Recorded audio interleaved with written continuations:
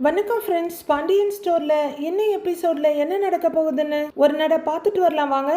சாதாரணமாக வெளியே வந்த குமரவேல் அரசி எதிர் வீட்டில் நின்று யார்கிட்டயோ கல்யாணம் காதல்னு பேசிகிட்டு இருக்கதை கேட்டு பயங்கரமாக வெக்ஸ் ஆகி குடிக்கிறாரு. நிறைய பேர் கையில் மொபைலோட சுற்றுற மாதிரி இவர் பாட்டிலில் ரெடியாக வச்சிருப்பார் போல இருக்கு. பழனி அங்கங்கே தேடிக்கிட்டு வந்தவர் இங்கே வந்து பார்த்துட்டு டேய் குடிச்சிருக்கியான்னு கேட்குறாரு. கண்ணை முழிக்க முடியாமல் முழிச்சு பார்க்குறாரு குமரவேல். அவர் தோல்ல படார்னு ஒரு அடி வைக்கிறாரு பழனி. உண்மைய சொல்லுடா, குடிச்சிருக்கியா அப்படின்னு கேட்க இல்ல சித்தப்பான்னு உளர்றாரு. அதான் நாத்தம் குடலை புரட்டுற மாதிரி அடிக்குது, இதுல குடிக்கலன்னு வேற சொல்ற அப்படின்னு பழனி பயங்கரமான கோவத்துல கேட்க அவ்வளவா தெரியுது அப்படின்னு திருன்னு முழிக்கிறாரு குமரவேல். ஏண்டா உனக்கு கொஞ்சமாவது அறிவு இருக்கா இல்லையா? அங்க அந்த புள்ள ரெடியாகி உனக்காக வெயிட் பண்ணிக்கிட்டு இருக்கிறாடா. நீ இங்க என்னடான்னா குடிச்சிட்டு நிற்கிற? கிளிப்பிள்ளைக்கு சொல்கிற மாதிரி சாப்பிடும்போது உனக்கு எல்லாரும் பக்கமாக அறிவுரை சொன்னாங்களே, அது எதுவுமே உன் காதுக்குள்ளேயே ஏறலையா அப்படின்னு பழனி திட்ட, சாரி தெரியாமல் குடிச்சிட்டேன் அப்படிங்கிறாரு குமரவேல். என்ன தெரியாமல் குடிச்சியா? ஏதோ யாரோ வந்து உன் வாயை திறந்து நீ சரக்கு குடிச்சே ஆகணும்னு கட்டாயப்படுத்தினாங்களா அப்படின்னு பழனி கேட்க உச்சி கொட்டிட்டு எரிச்சலாக பார்க்குறாரு குமரவேல். ஏண்டா இப்படி இருக்கிற? நல்லா இருக்கணுங்கிற எண்ணமே உனக்கு கொஞ்சம் கூட இல்லையா அப்படின்னு ஆதங்கமும் கோவமா கேட்குறாரு. திட்டாதீங்க சித்தப்பா அப்படின்னு குமரவேல் சொல்ல, திட்டக்கூடாதுடா, உன்னெல்லாம் அப்படியே பலார்னு வச்சு அரையணும் போல இருக்குடா. இப்படி குடிகார மாதிரி போய் அந்த புள்ள முன்னாடி நிக்க போறியா நீ? உன்னை பத்தி அந்த புள்ள என்னடா நினைக்கும் அப்படின்னு ஒரு கோவத்துல சங்கடத்துல கத்துறாரு. தெரியாம குடிச்சிட்டேன்னு சொல்றேன்ல, இதை போய் பெரியப்பா கிட்டேயோ யார்கிட்டயாவது சொல்லிடாதீங்க அப்படிங்கிறாரு குமரவேல். பெரியப்பா கிட்ட சொல்றதெல்லாம் ரெண்டாவதுடா, அந்த புள்ளைய பத்தி யோசிச்சியா நீ அப்படின்னு பழனி கேட்க ரொம்ப அவசியம் அப்படிங்கிற மாதிரி பார்க்குறாரு அவரு. இப்படி கல்யாணம் ஆன அன்னைக்கே நீ குடிச்சிட்டு போய் அந்த புள்ள முன்னாடி நின்னா அந்த புள்ள உன்னை மதிக்குமாடா? எல்லாருமே இந்த வீட்டில் உன் மேல கொஞ்சமாவது நம்பிக்கை வச்சிருந்தோம்டா, அது இப்போ மொத்தமா போயிடுச்சுடா. உன்னை எல்லாம் வச்சுக்கிட்டு என்ன பண்றதுன்னு எனக்கு தெரியல அப்படின்னு ரொம்ப திட்டுறாரு பழனி. அதான் ஏதோ தெரியாம டென்ஷன்ல குடிச்சிட்டேன்னு சொல்றேன்ல அப்படின்னு குமரவேல் சொல்றாரு. அப்படி என்னடா டென்ஷன் உனக்கு அப்படின்னு பழனி கேட்க இப்ப அவரும் கத்த ஆரம்பிக்கிறாரு.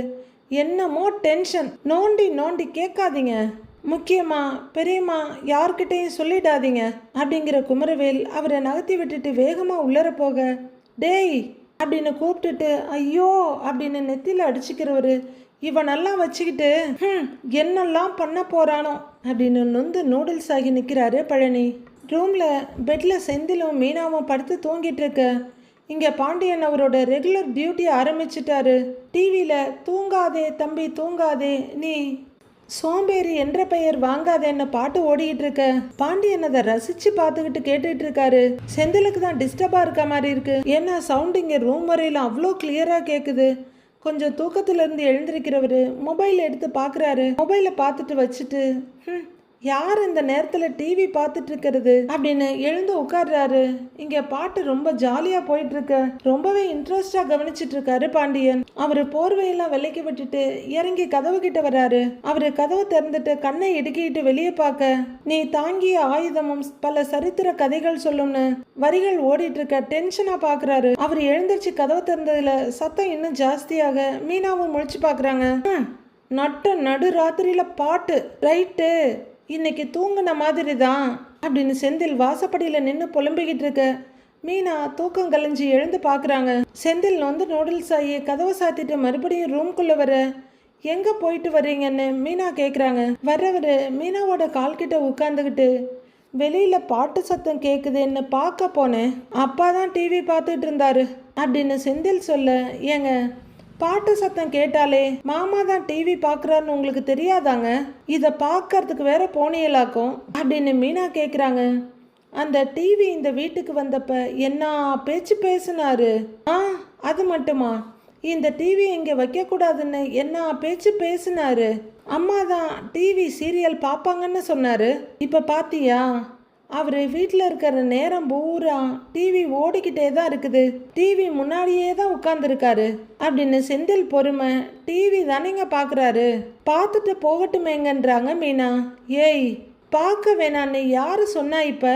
ஆனா அவர் ஓவர் சீன் போட்டார்ல ஆரம்பத்துல, அத நினைச்சாதான் கடுப்பா இருக்குன்னு கதவை வெறிக்கிறாரு செந்தில். உங்க கடுப்பெல்லாம் ஓரங்கட்டி வச்சுட்டு வந்து படுங்க, காலையில ஆபீஸ்க்கு போகணுன்றாங்க மீனா. அதை வேற ஞாபகப்படுத்திட்டியா? அதை நினைச்சா இன்னும் கடுப்பாகுதுங்கிறாரு செந்தில். ஏன், அதுக்குள்ள உங்களுக்கு வேலை அழுத்துருச்சா அப்படின்னு மீனா கேட்க, வேலையெல்லாம் அழுக்கல மீனா, ஆனா ஆபீஸ் போறதுக்கே ஒரு மாதிரியா இருக்கு அப்படின்னு செந்தில் சங்கடமா தலை குனிறாரு.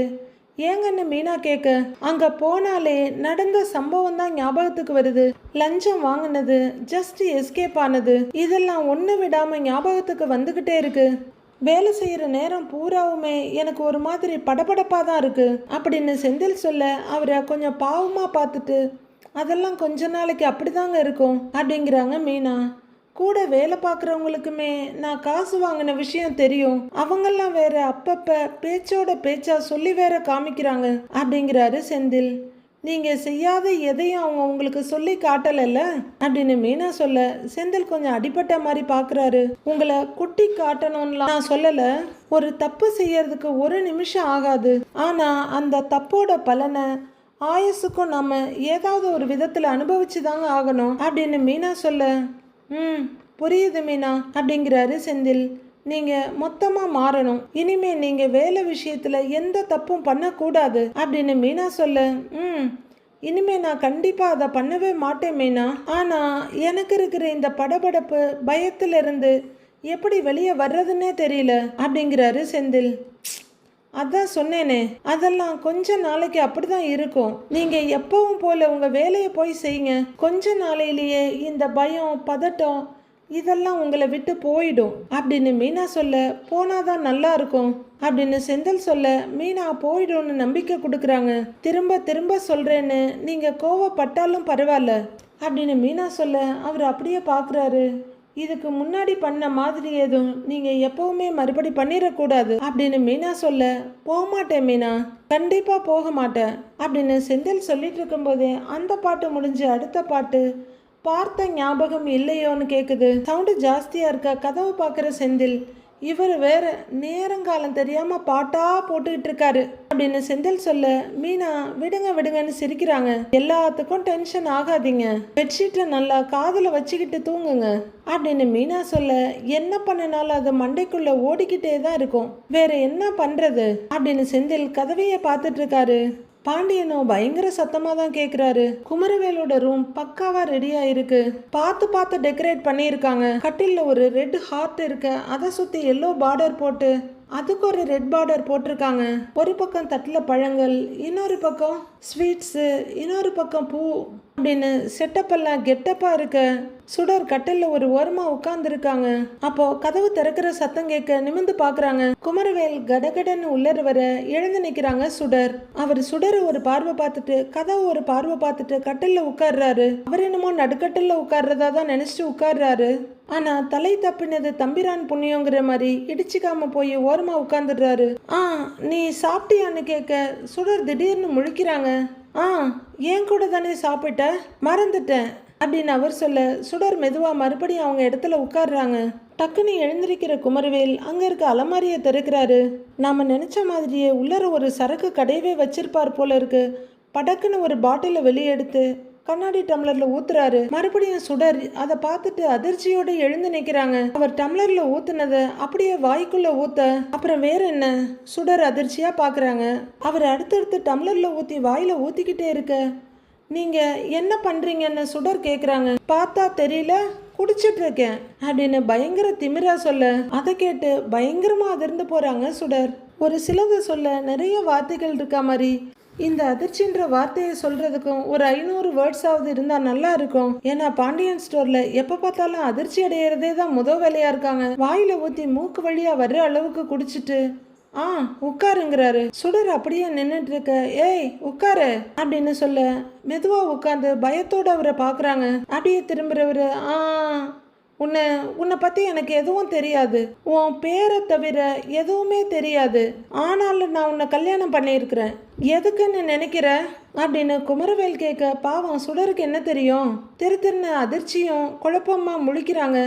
அந்த வீட்டில் இருக்கால அவ ஒருத்திக்காக தான் அப்படின்னு குமரவேல் சொல்ல, யாரை சொல்றீங்கன்னு கேட்குறாங்க சுடர். அதான் அந்த அரசியை தான் சொல்கிறேன் அப்படின்னு அவரு அந்த 3 லெட்டர்ஸையும் 30 செகண்ட் அரைச்சி வெளியே தூப்ப பயங்கரமாக அதிர்ச்சி ஆகுறாங்க சுடர். என்னைய கல்யாணம் பண்ணிக்க சொல்லி அவகிட்ட கேட்டேன். எங்க அப்பத்தா அவ வீட்டு வாசல்ல போய் நின்று கெஞ்சி பொண்ணு கேட்டாங்க, முடியாதுன்னு சொல்லிட்டா. அவளுக்கு என்ன யாருமே கல்யாணம் பண்ணிக்க மாட்டாங்கன்ற எண்ணம், அதனாலதான் அவ அந்த ஆட்டம் ஆடுறா அப்படின்னு குமரவேல் பேச பேச இங்க சுடரோட அதிர்ச்சி அளவில்லாம போயிட்டு இருக்கு. அந்த நினைப்ப உடைக்கணும்ல. அவ இல்லைன்னாலும் எனக்கு கல்யாணம் ஆகும்னு காட்டணும்ல. அதுக்காக மட்டும்தான் நான் உன்னை கல்யாணம் பண்ணிக்கிட்டேன் அப்படின்னு குமரவேல் சொல்லிட, சுடரோட நிலைமை எப்படி இருக்கும்னு வார்த்தைகளால் வர்ணிக்க முடியாது. மற்றபடி உன்னை பிடிச்சி போயிடலாம், ஒன்றும் கல்யாணம் பண்ணிக்கல அப்படின்னு அவர் வாயாலே அவருக்கு சூனியம் வச்சுக்கிறாரு. அரசு இல்லைன்னா எனக்கு வாழ்க்கையே இல்லைன்னு அவன் நினைச்சிடக்கூடாது, அதுக்காக மட்டும்தான் நான் உன்னை கல்யாணம் பண்ணினதே அப்படின்னு குமரவேல் சொல்ல, சுடரோட கண்கள்ல இருந்து கடகடன்னு கண்ணீர் வழிய ஆரம்பிச்சிருது. அவளை எவனோ ஒரு இளிச்சவாயன் கல்யாணம் பண்ணிக்குவான், ஆனால் அவ கல்யாணம் நடக்கிற முன்னாடி ஏன் கல்யாணம் நடக்கணும்ல, நான் கல்யாணம் பண்ணணும்ல, அப்பதானே கெத்தே. அதுதான் நான் உன்னை கல்யாணம் பண்ணிக்கிட்டேன் அப்படின்னு குமரவேல் சொல்ல சொல்ல ஒவ்வொரு வார்த்தைக்கும் சுடர 1000 மின்னல்கள் தாக்குது. நான் நினைச்ச மாதிரி கல்யாணம் பண்ணிட்டேன், என் கெத்தை நான் காப்பாத்திட்டேன் அப்படின்னு குமரவேல் சொல்ல, சுடர் அப்படியே சில்ல சில்ல நொறுங்கி போறாங்க. என்ன அப்படின்னு கேட்க அவங்க பார்வையை மாத்திக்கிறாங்க. எப்போதுமே அவ தான் ஜெயிச்சுக்கிட்டு இருக்கணுமா என்ன? ஒரு தடவை நான் ஜெயிக்க கூடாது? அதுதான் இந்த முறை நான் ஜெயிச்சேன், ஜெயிச்சிட்டேன் அப்படின்னு பீத்தரவர் பேசுனதுல கொஞ்சம் குறைஞ்சிட்டதுனால மறுபடியும் சரக்கு பாட்டில் எடுத்து டம்ளர்ல ஊத்துறாரு. குறைய ஆக்சிஜன் மாதிரி நெருப்பிக்கிட்டே இருப்பாரு போல இருக்கு. சுடர் வார்த்தையால சொல்ல முடியாத அதிர்ச்சியில பாக்குறாங்க. அடுத்து படுக்கிறதுக்காக பெட்ல உட்கார்ந்து இருக்கவரு அங்க போட்டிருக்க ஹார்ட்டை கொஞ்சம் தள்ளுன்னு கையால தள்ளி விட்டுட்டு அப்படியே ஒரு கழிச்சு படுத்துடுறாரு. படுத்த பக்கி அடுத்த நிமிஷமே தூங்கவும் செஞ்சிடுது. சுடர் அப்படியே நொறுங்கி போய் பார்த்துக்கிட்டு இருக்காங்க. பாண்டியன் இன்னமும் டிவியை பார்த்துட்டு இருக்க, கோமதி உட்காந்து துணியை மடிச்சிட்டு இருக்காங்க. சோ இன்னைக்கு சிவராத்திரியா அப்படின்னு அவங்க புலம்ப, என்ன கோமதி அப்படின்னு பாண்டியன் கேட்குறாரு. இன்னைக்கும் சிவராத்திரியான்னு கேட்டேன் அப்படின்னு கோமதி சொல்ல, டேய் நான் டிவி பார்க்கறதுல உனக்கு என்னடி பிரச்சனை அப்படின்னு கேட்குறாரு பாண்டியன். ஏங்க கொஞ்ச நேரத்துக்கு டிவி பார்த்தா பரவாயில்ல, 24 மணி நேரமும் அதையே பார்த்துக்கிட்டு இருந்தா என்ன அர்த்தங்க? ஆஃப் பண்ணி போட்டாலும் அப்படியே முன்னாடி இருக்கிறத வெறிக்க பார்த்துக்கிட்டு இருப்பீங்க போல. ஏங்க இப்படி டிவி பார்த்தா கண்ணு என்னத்துக்குங்க ஆகும் அப்படின்னு கோமதி கேட்குறாங்க. நான் இப்படி பார்த்தாலும் என் கண்ணுக்கு ஒன்றும் ஆகாது அப்படின்னு மொழிய வேற ஒரு விரிச்சு காமிக்கிறாரு பாண்டியன். அவ்வளோதான் இருடி 10 நிமிஷங்கிறாரு பாண்டியன். என்னத்த சொல்றது, சின்ன பிள்ளைங்களை விட மோசமா பண்றீங்க அப்படின்னு கோமதி சொல்ல, சின்ன பிள்ளைங்களை விட ஒன்றும் மோசமாலாம் பண்ணலை, சின்ன வயசுலயே இதெல்லாம் பண்ணணும்னு ஆசைப்பட்டேன், அதை தான் இப்போ பண்ணிட்டு இருக்கேன்றாரு பாண்டியன். ஐயோ ஆமா அப்படின்னு கோமதி ஒரு ரியாக்ஷனை கொடுத்துட்டு துணியை மடிக்க கோமதின்னு கூப்பிடுறாரு. அவங்களும் நொந்து போய் திரும்பி பார்க்க, இந்த மாதிரி ராத்திரி பூரா டிவியை போட்டு தூங்காம பார்த்துக்கிட்டே இருக்கணும்னு சின்ன வயசுல இருந்து ரொம்ப ஆசைப்பட்டிருக்கேன், அது அப்ப நடக்கவே இல்லை, இப்ப நடக்குது, அதுதான் பார்த்துக்கிட்டு இருக்கிறேன் அப்படின்னு அவரு ரொம்ப சந்தோஷமா சொல்ல, அப்படின்னு திரும்பிக்கிறாங்க கோமதி. ஏய் இங்க பாரு, இந்த பாட்டை பாரு எவ்வளவு நல்லா இருக்குன்றாரு அவரு.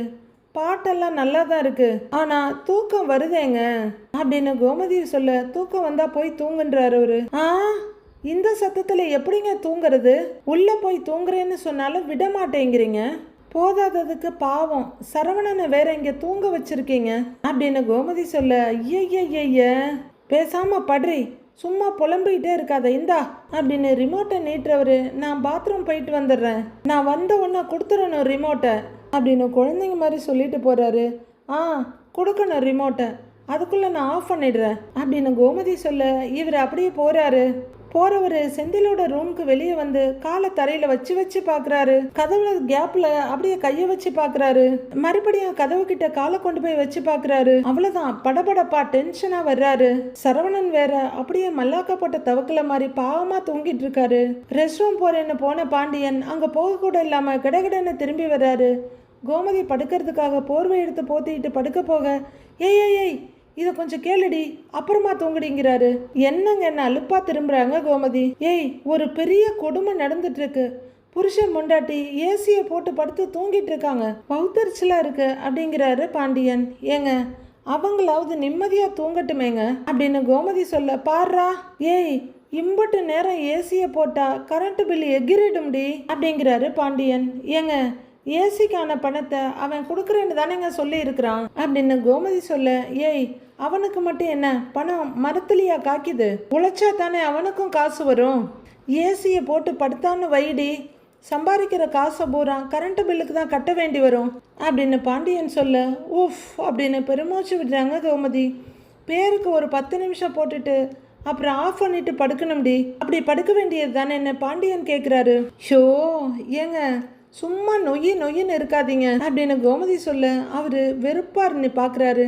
அவங்க என்னமோ பண்ணிட்டு போறாங்க, விடுங்க அப்படின்னு கோமதி சொல்ல, கோமதி நான் வேணும்னா கதவை தட்டி சொல்லட்டுமா ஏசி ஆஃப் பண்ணிட்டு படுங்கன்னுட்டு அப்படின்னு பாண்டியன் கேட்க, அவரை கேவலமா ஒரு பார்வை பாக்குறாங்க கோமதி. அவங்க மட்டும் இல்ல, நாமளும் அதை விட கேவலமா தான் ஒரு பார்வை பார்க்க வேண்டி இருக்கு. ஐய ஒன்னும் தேவையில்லைங்க. இப்ப என்ன சொன்னீங்க? பாத்ரூமுக்கு தானே போறேன்னு சொன்னீங்க, முதல்ல போயிட்டு வாங்க, போங்க, சும்மா வந்து நொய்யின்னுக்கிட்டு அப்படின்னு சிடுசிடுக்கிறாங்க கோமதி. இந்த நேரத்துல போய் எழுப்பணுமா? அவங்களாவது நிம்மதியா தூங்கட்டுமே அப்படின்னு தான் தூங்க முடியாத ஆத்திரத்தையும் சேர்த்து கொட்டுறாங்க கோமதி. எதையாவது உன்னை தொணன்னுக்கிட்டு அப்படின்னு கோமதி படுக்க, ஐயோ எம்பிட்டு கரண்ட் பில்லு வரப்போகுதோ தெரியலையே, காசோட அருமை பெருமை தெரியுதா பாரு அப்படின்னு புலம்பிக்கிட்டே எழுந்து போறாரு. அவருக்கு கரண்ட் பில்ல நினைச்ச ஹார்ட் அட்டாக் வந்தாலும் வந்துடும் போல. ஐயோ கடவுளே, 24 மணி நேரமும் டிவி மட்டும் ஓடிக்கிட்டு இருந்தா கரண்ட் பில்லு வராது, அவங்க ஏசி போட்டா மட்டும் கரண்ட் பில்லு வந்துடும். எப்பவுமே இவர் இப்படிதான், இவருக்கு ஒரு நியாயம் அடுத்தவங்களுக்கு ஒரு நியாயம் அப்படிங்கிற கோமதி அப்படியே படுத்துக்கிட்டு அவர் வர்றதுக்குள்ள தூங்கிடணும் எப்பா அப்படின்னு படுத்துடுறாங்க. அப்போ சரவணனை தினமும் கூப்பிட்டு உட்கார வச்சு கொடுமைப்படுத்துறாரு பாண்டியன்கிறது நல்லாவே தெரியுது. அடுத்த நாள் பொழுது அழகா விடியுது. மீனா எழுந்து வந்து சோஃபால உட்கார்ந்துருக்காங்க. இன்னும் தூக்கம் கலையல. ராஜியும் பக்கத்துல திகிலோட உட்கார்ந்துருக்காங்க. பொழுது விடிஞ்சாலே ஏன் விடியுதுன்னு இருக்கு ராஜி. காலையிலேயே எழுந்திருச்சு குளிச்சு கிளம்பி ஆபீஸுக்கு கிளம்பி போய் வேலை பார்த்து டயர்டாகி எப்பா ஒரு 4-5 நாளைக்கு ராத்திரியா இருந்தா எப்படி இருக்கும் இல்ல, அப்படியே படுத்து தூங்கிக்கிட்டே இருக்கலாம் அப்படின்னு புலம்பி முடிச்சுட்டு ராஜி அப்படியே உட்கார்ந்துருக்க. திரும்பி பார்க்குறாங்க மீனா. அவங்க எப்படா விடியும், சூரியன் எப்போ வருவார்னு காத்திருந்து வந்து உட்கார்ந்துருக்காங்க. மேடம் உங்ககிட்ட தான் பேசிட்டு இருக்கிறேன் அப்படின்னு மீனா ராஜியோட தோலை தட்ட, என்னக்கா சொன்னீங்கன்னு ராஜி கேட்குறாங்க. கிழிஞ்சது போ சுத்தம், எந்த உலகத்தில் இருக்க அப்படின்னு மீனா கேட்டுட்டு இருக்க. அப்போ கதிர் ஃபேஸ் வாஷ் பண்ணிட்டு டவலால முகத்தை தொடச்சிட்டு அந்த இடத்த கிராஸ் பண்ண ராஜி மறுபடியும் கதிரை பார்க்க ஆரம்பிச்சிடுறாங்க. மீனாவோட பேச்சு அவங்க துளி கூட கண்டுக்க முடியல. அக்கா ஒரு நிமிஷம் வந்துடுறேன் அப்படின்னு வேகமா கதிர் பின்னாடி ஓடுறாங்க. ஓஹோ, இந்த உலகத்துல தான் இருக்கியா நீ? இப்ப நான் தான் அவுட்டு அப்படின்னு அவங்க தனியா புலம்பிக்கிட்டு இருக்க. கதிர் கழுத்தெல்லாம் தொடச்சிட்டு ரூம்குள்ள வர்றாரு. ராஜி வேகமா ஓடி வந்து அவர் முதுகுல கைய வச்சு கதிர்னு கூப்பிட டவல் அப்படியே போட்டுட்டு அப்படின்னு திரும்புறாரு. நைட்டெல்லாம் நல்லா தூங்குனியா நீ அப்படின்னு கேட்க அவரும் கண்ணை தேய்ச்சிக்கிட்டு இல்லை நீங்கிறாரு. நானும் தூங்கலை. சரி இப்பவே மெடிக்கல் ஷாப் போயிட்டு வந்துடுறியான்னு ராஜி கேட்குறாங்க. இப்பவே வா அப்படின்னு கதிர் கேட்க, ஆமா இப்பவே தான்றாங்க ராஜி. இப்பெல்லாம் மெடிக்கல் ஷாப் திறந்திருக்குமான்னு கதிர் கேட்க, அதெல்லாம் திறந்திருப்பாங்க, நீ போய் நான் சொன்னதை வாங்கிட்டு வான்றாங்க ராஜி. ஆமா நீ என்ன வாங்கணும்னு சொன்ன அப்படின்னு கதிர் கேட்க, ராஜி அப்படியே அதிர்ந்து போய் பார்த்துட்டு சுத்தம் அதுக்குள்ள மறந்துட்டியா நீன்னு கேக்குறாங்க. கதிர் திருன்னு முழிக்க, பிரெக்னன்சி கிட்டு வாங்கிட்டு வான்னு சொன்னேன்ல அப்படின்னு ராஜி சொல்ல, அப்படின்னு தலையாற்றவரு அப்படி சொன்னா போதுமான்னு கேக்குறாரு. மெடிக்கல் ஷாப்ல கொடுத்துருவாங்களா அப்படின்னு அவர் கேட்க, அதெல்லாம் கொடுத்துருவாங்க அப்படின்னு ராஜி சொல்றாங்க. ஏதாவது பிராண்ட் நேம் இருக்கா அப்படின்னு கதிர் கேட்க, அதெல்லாம் எனக்கு தெரியாது அப்படின்றாங்க ராஜி. யார்கிட்டயாவது கேட்கலாம்ல அப்படின்னு கதிர் சொல்ல, வெளியில யார்கிட்டையும் கேட்க முடியாது. கேட்கணும்னா வீட்டு ஆளுங்க கிட்ட தான் கேட்கணும். அப்புறம் விஷயத்த சொல்ற மாதிரி ஆயிடுன்றாங்க ராஜி. இல்ல இல்ல அதெல்லாம் வேண்டாம், அதுவும் சரிதான் அப்படின்னு உளறிக்கிட்டு இருக்காரு. நீ போய் வாங்கிட்டு வந்துடு அப்படின்னு ராஜி சொல்ல, மெடிக்கல் ஷாப் போய் ப்ரெக்னன்சி கிட்ட கேட்கறதுக்கு எனக்கு ஒரு மாதிரியா இருக்கு, கூச்சமா இருக்குன்றாரு கதிர். இதுக்கெல்லாம் கூச்சப்பட்டா எப்படி கதிர்? போயிட்டு வந்துறாங்க ராஜி. நீ என் கூட வர்றியான்னு துணைக்கு ஆள் சேர்த்துறாரு. நான் எதுக்குன்னு ராஜி கேட்க, அது ஒரு சப்போர்ட்டுக்கு தான் அப்படின்னு கதிர் சொல்ல, இந்த மாதிரி நேரத்துல நீ தான் எனக்கு சப்போர்ட்டா இருக்கணும், நீ என்னடானா உனக்கு சப்போர்ட்டுக்கு ஆள் தேடிட்டு இருக்கிற அப்படின்னு ராஜி சொல்ல, இந்த இந்த மாதிரி நேரம்னா பிரெக்னெண்டா தான் இருப்பேன்னு முடிவே பண்ணிட்டியா அப்படின்னு கதிர் கொஞ்சம் பயத்தோட கேட்குறாரு. ராஜி பெருமூச்சு விட்டுட்டு, முடிவு பண்ணல, கிட்டு வாங்கிட்டு வந்ததுக்கு அப்புறம் தான் முடிவு பண்ணணும் அப்படின்றாங்க ராஜி. உடனே அவர் அழுகைக்கே ரெடி ஆயிடுறாரு. அப்ப நீ என் கூட வரவே முடியாதா அப்படின்னு கதிர் கேட்க, நான் வரல கதிர், புரிஞ்சுக்கோ, எனக்கு டென்ஷனா இருக்கு, நீ போயிட்டு வான்றாங்க ராஜி. சரி சரி சரி நான் போறேன்.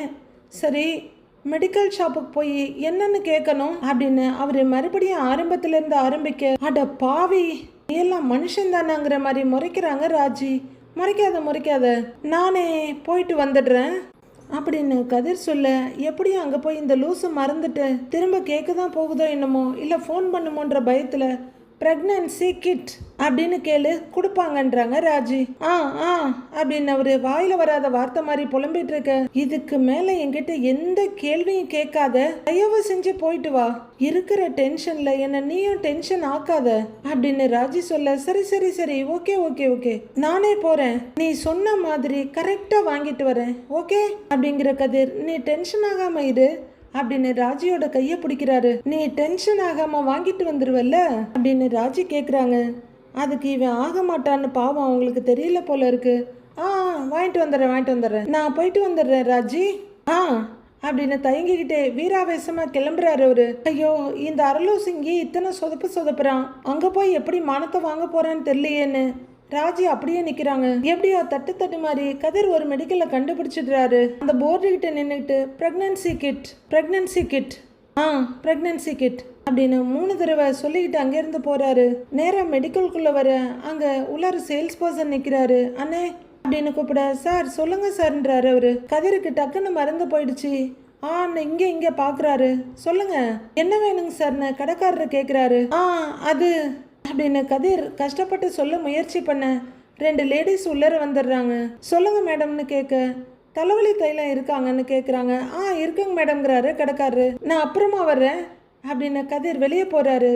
சரிங்க சார்னு இவங்கள அட்டன் பண்றாரு கடைக்காரரு. வெளியே வர்ற கதிர் திருன்னு முழிச்சுட்டே நிக்கிறாரு. பயங்கர சங்கடத்தோட சுத்தி முத்தி பார்த்துட்டு இருக்க மெடிக்கலுக்குள்ள அடுத்த ஆள் போறாரு. ஷோ மெடிக்கல் ஷாப்புக்கு எத்தனை பேர் தான் வருவாங்க அப்படின்னு நெத்தி தேய்ச்சிட்டு டென்ஷன் ஆகுறாரு. அதுக்குள்ள கடைக்காரர் அந்த லேடிஸ்க்கு கொடுத்து முடிக்க, அப்போ உள்ளர வேகமா போனவர், சார் அம்மாவுக்கு உடம்புல தெம்பே இல்லை, கொஞ்சம் குளுக்கோஸ் கொடுங்களேன்னு கேட்குறாரு. அதை வாங்கிக்கிட்டு தேங்க்ஸ்ன்னு அவர் போறாரு. அந்த குளுக்கோஸ் டப்பியை பார்த்து இது போதும்னு அவர் சொல்லிக்கிட்டு கிளம்புறாரு. மறுபடியும் கதிர் உள்ளர வந்து அண்ணன்னு கூப்பிட, சொல்லுங்க சாருங்கிறாரு அவரு. இப்போவாவது சொல்லுங்க சார் என்ன வேணும் அப்படின்னு அவர் கேட்க, கதிர் கஷ்டப்பட்டு எச்சில் முழுங்குறாரு. டொனேஷன் ஏதாவது கேட்டு வந்திருக்கீங்களா அப்படின்னு கடைக்காரர் கேட்க, அதெல்லாம் ஒன்றும் இல்லை அப்படின்னு கதிர் சொல்ல, இல்லை கடனுக்கு ஏதாவது மருந்து வேணுமா, அதெல்லாம் கொடுக்கறது இல்லைங்க சார் அப்படின்னு அவரே கேள்வியை கேட்டு அவரே பதிலும் சொல்றாரு. இல்லை கடனுக்கெல்லாம் ஒன்றும் வேண்டாம், அது அப்படிங்கிறவரு எங்கேயோ பார்த்துக்கிட்டு ப்ரெக்னன்சி கிட் வேணுங்கிறாரு. அவர் பேசினது அவருக்கே கேட்கல, அப்புறம் எப்படி கடைக்காரருக்கு கேட்கும். என்ன கிட்டுங்க சார் அப்படின்னு அவர் கொஞ்சம் சத்தமாக கேட்குறாரு. ப்ரெக்னன்சி கிட் வேணும் அப்படின்னு பயங்கர ஃபாஸ்ட்டாக சொல்கிறாரு. எதுவும் புரியலைங்களேங்கிறாரு கடைக்காரரு. ப்ரெக்னன்சி கிட் அப்படின்னு கதிர் கொஞ்சம் நிதானமாக சொல்ல, ஓ இதுக்கு தான் இம்புட்டு யோசிச்சிங்களா, இதோ எடுத்துட்டு வரேன் வெயிட் பண்ணுங்க அப்படின்னு அவர் ஒரு பார்வை பார்த்துட்டு உள்ளர போறாரு கடைக்காரரு. கதிருக்கு வேர்த்து வழிஞ்சிருது. அக்கம் பக்கம் யாராவது இருக்காங்களா, வெளியே எதுவும் பாக்குறாங்களான்னு பாத்துக்கிறாரு. கடைக்காரரை எடுத்துட்டு வந்து இந்தாங்க சார்னு கொடுக்க, எவ்வளோ அப்படிங்கிறாரு கதிர். 50 ரூபாய்ங்க சார் அவர் சொல்ல. அவ்வளோதானா அப்படிங்கிறாரு கதிர். ஆமாங்க சார்ங்கிறாரு கடைக்காரரு. ஓ அப்படிங்கிறவரு இன்னொரு 5-6 கொடுங்கன்னு கேட்பாரோன்னு நம்ம பார்த்தா அதெல்லாம் இல்லாம 50 ரூபாய் எடுத்து இந்தாங்கன்னு நீட்டுறாரு. ஓகேங்க சார்னு அவர் சொல்ல, கொஞ்சம் கவர்ல போட்டு தர்றீங்களா அப்படின்னு கதிர் சொல்ல, இதோ தரேங்க சார்னு கடைக்காரரை திரும்புறாரு. உஃப்னு பெருமூச்சு விட்டுட்டு நிக்கிறாரு கதிர். அவர் அதை மடிச்சு கையில கொடுக்கறதுக்குள்ள கதிர் கையை நீட்டிக்கிட்டே இருக்காரு. ஒரு வழி அவர் அதை ஃபோல்ட் பண்ணி கதிர்கிட்ட நீட்ட வெடுக்குன்னு வாங்கிக்கிறாரு. தேங்க்ஸ் சார்னு இவர் சொல்ல, தேங்க்ஸ் சார்னு அவரும் சொல்றாரு. வாங்கிட்டு மெடிக்கலை விட்டு வெளியே வந்த கதிர் அப்படியே யோசிச்சுட்டு நிக்க, இங்க பயங்கர டென்ஷன்ல ராஜி நின்னுட்டு இருக்காங்க. நீங்க டென்ஷன் ஆகுறத விட நாங்க தான் அதிகமா டென்ஷன் ஆயிட்டு இருக்கோம். சட்டு புட்டுன்னு சொல்லுங்கப்பா. ஓகே ஃப்ரெண்ட்ஸ், அடுத்து என்ன நடக்குதுன்னு வர்ற எபிசோட்ல பார்க்கலாம் ஃப்ரெண்ட்ஸ்.